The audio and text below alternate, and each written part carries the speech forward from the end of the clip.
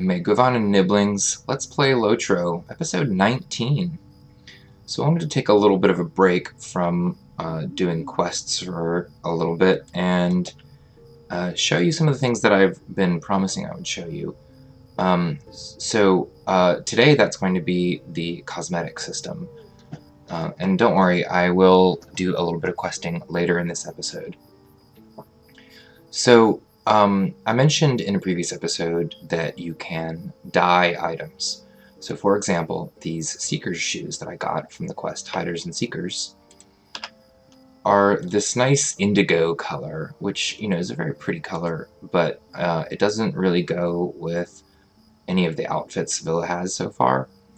So you can change the color of many items in LotRO. Now, before I go any further, I do want to address that I have changed the dressing room window here. I have installed an add-on to LotRO. This one is called Large Dressing Room Window, I believe, and it is a skin. There are two kinds of add-ons for LotRO, skins and plugins. And all that this does is it just makes the dressing room window bigger, which I think is quite nice. I thought that the default dressing room window was way too small.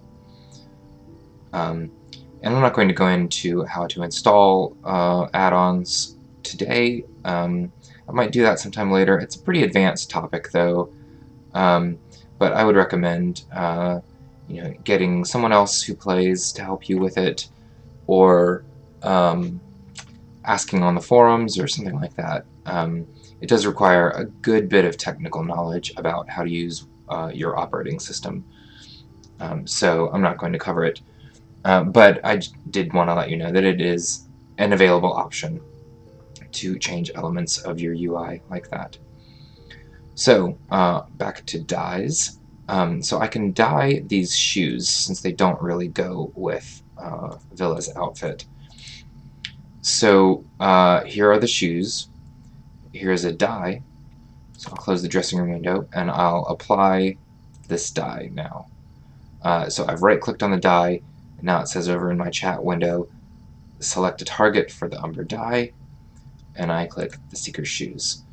And it says, are you sure you want to alter the color of the Seeker's shoes? I click yes.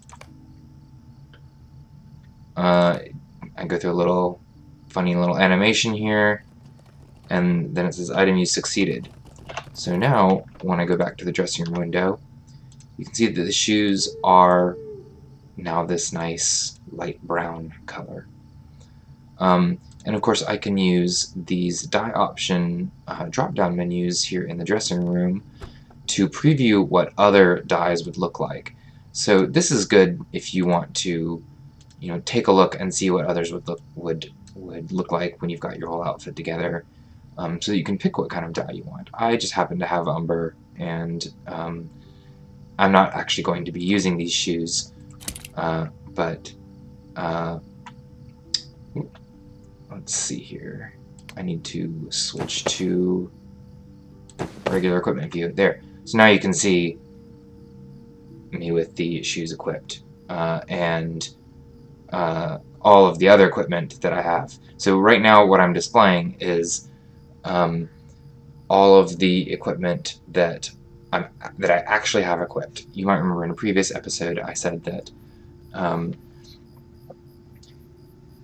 you can equip items in two ways. You can equip them in the equipment tab here on your character screen, which means that you get the actual benefits of the equipment. You get the armor and the stat boosts, or you can have them equipped cosmetically, which lets you turn on and off certain items. Let's see if I click this. The shoulders that I'm wearing are no longer visible, or the helmet that I'm wearing. But you can also make cosmetic outfits, and that's what I want to do today. So this outfit that I'm wearing right now is the outfit I got at the end of the Bjorning tutorial. So it's all of the armor and cloak and things like that that Radagast and Grimbjorn gave me at the end of that instance. So what I've done is I've already made a cosmetic outfit out of this equipment here. So all of that equipment you can see here I have equipped cosmetically. And this screen, while similar to the equipment screen, is laid out a little bit differently, and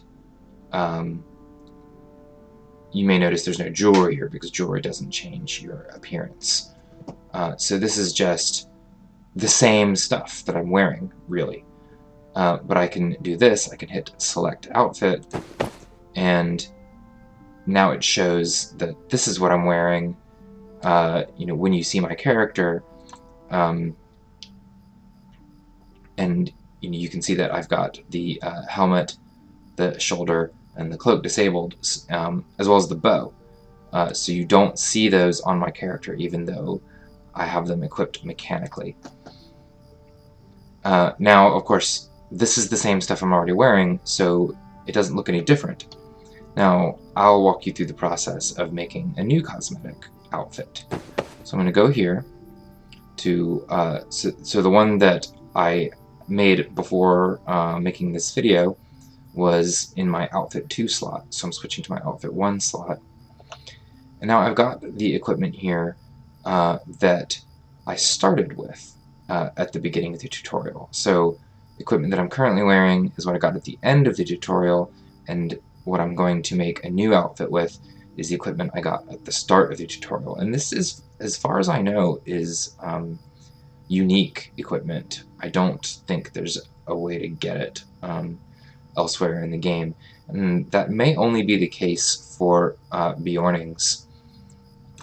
So what I'm going to do here is I'm going to drag all of these items to their appropriate slots on the cosmetic outfit screen. So you know, you can see each of these items has, well, the tooltip just says empty, but you know, the icon lets you know what goes there. Bracers go in the hand slot. So now you can see what it looks like in the window here before I switch to it. Now, close my inventory panel there. You can see in the game I'm still wearing that black leather outfit that I got from the end of the tutorial, whereas this preview screen is showing the outfit I was wearing at the beginning of the tutorial. So I'm going to turn off the cloak and the bow. For some reason the bow still shows in the preview screen. I don't really know why. We can also see what it looks like in the dressing room window by right-clicking on all of these. So, well, not right-clicking, control left-clicking is the default. I think you can change that in the keybinds. So this is what it looks like in the dressing room window. Nice big preview here. And like I said, it still shows the bow for some reason, even though I have it disabled. But now that I've got it set up in my cosmetic outfit, I just click wear the following outfit down at the bottom, and it changes it in-game. So now, you can see in-game, I've got that outfit on. And the helmet, interestingly, is this little headband. So, I kind of like that. Now, so this is the whole default outfit from the beginning of the tutorial, but one thing I do want to change is these bracers. Now, I like the way they look, but you may notice they're really shiny. Maybe it shows it better in the dressing room window.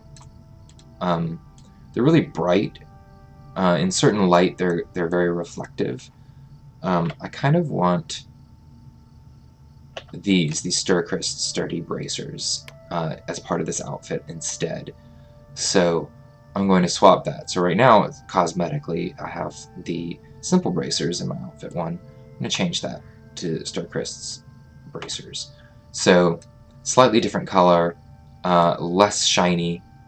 I think that it matches the outfit better. You know, these brass-looking parts of the shoulders, you know, they don't really look all that shiny. So you know, that looks pretty good. I like it. I might turn off the helmet just because it covers up part of her facial tattoo. Yeah, I think it looks better without that. So it's still equipped in this slot, so I could, you know, turn it on if I wanted to. So, very customizable. I really like this system. And I can also customizably, or cosmetically equip weapons as well. And I might do that eventually. I have saved a few weapons that I really like the look of. You know, right now I just have these two, which, you know, they look kind of old. They're fine. I might change that up later. Alright, I think that about does it for cosmetics. So, let's move on to something else. So now, I also mentioned in a previous episode that I would show you the Mathoms House, which is the area of the Reputation faction, the Mathom Society, when I had enough reputation to get into it. Now I have all these gift Mathoms now that I can use, which I've gotten from various quests. So here's the Mathom House. And I'll show you again, just in case you didn't see it or forgot. I can't go in. It gives me this error, standing too low. And that's because my reputation with the Mathom Society is still neutral. And this tells me how much more I need to get to the next level of reputation. So, I'll leave the reputation window open, and I'm going to start using these gift Mathoms, because I have enough to get to the next level. So we'll take a few of these. And you can see, you know, it's popping above my head. It's reputation. Alright, and there it goes. I am now acquaintance. Known to the Mathom Society, deed completed. I've earned acquaintance standing. I get a title, known to the Mathom House. I'm going to keep my Bounder's Friend title on for now. A new deed is available, which is earn friend standing, which is the next level of standing beyond acquaintance. And I got a few LotRO points here, just 5. So, so the previous one doesn't give me any other benefits other than being able to enter the Mathom House. The next one gives me a travel discount and a new title. The travel discounts are pretty nice. So now that I can go in, let's check it out. So this is the Mathom House, and every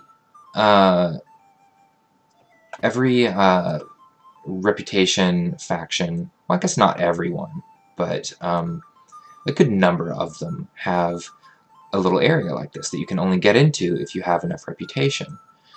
So, you know, it's this really flavorful looking area. You know, very, very Hobbit-ish. There's all these funny things here. This little bird in a... Oh no, it's a slug. Oh wow, I had never noticed that before. It's one of the slugs from the bog. And a snowman. Pumpkins. So, there are all these different NPCs in here. Over there is a study, which, if you're a scholar, you can craft scholar materials there. Now, a lot of these NPCs sell unique items. What can I do for you this fine day? So, a lot of these items here, sometimes they'll be useful, sometimes they'll be cosmetic. A lot of them are for housing. Like here's a cosmetic item here. Ooh, hobbit dress. Doesn't look so good on a Bjorning. Probably looks great on a hobbit. Pitchfork.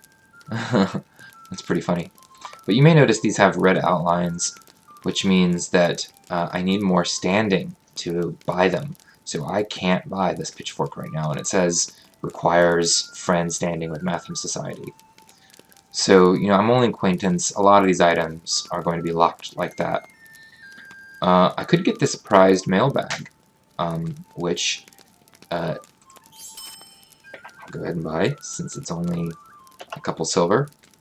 So if I equip it, it's not actually a piece of equipment,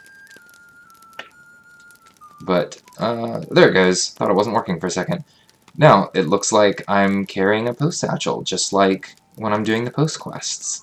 So, anytime I want to, you know, appear cosmetically to be carrying one of the satchels, I can. And the progress bar wears out eventually. I can also click on the progress bar and abandon it to end that animation. This satchel bores you. Funny. So, it's one of many Good things day. How may I help you? that you can get here. There are a few other things. These are housing items. This is a virtue specific to hobbits. So this is a cosmetic pet. So there's all sorts of interesting things like that. So here's another one. Just a moment. These are crafting things, crafting recipes. Looks like there's a lot of dyes. Oh, these are not specific to the Mathom House. It looks like this is just a scholar NPC that you can find at any crafting hub specific for scholars. So I won't spend any time there. Let's see what else is here. Well, hobbits do like their beer. There's a little turtle. So I can't even talk to this NPC until I have ally standing. And I believe that this particular NPC gives me a repair discount. And I haven't really talked about repairing yet. But sometimes you need to repair your gear and that costs money. And those NPCs make it cost a little less.